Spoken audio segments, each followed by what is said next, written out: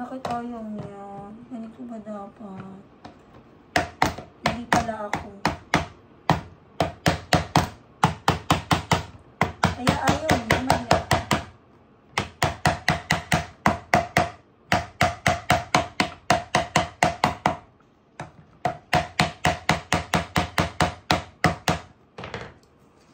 Okay naman kayo dyan.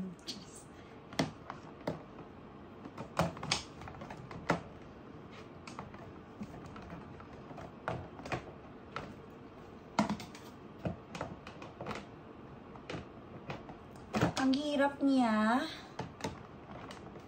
Pero okay lang yan. So, ito pala yung number 1. Tapos, ito yung number 2. So, nilagay ko lang siya sa center. Then, ilalagay ko dito sa gilid yung number 2. Madali lang siya ayusin. Dahan-dahan ko na siyang naayos. Nakakatawa lang. O, diba? Dahan-dahan na nating naayos yan. Hindi ko lang talaga mapakita sa inyo kasi nga, hindi ako makapag-set up at saka nahihirapan pa talaga ako sa mga susunod na lang na unboxing ko. Gagalingan ko. Charis. Finally! Ito na. Diba?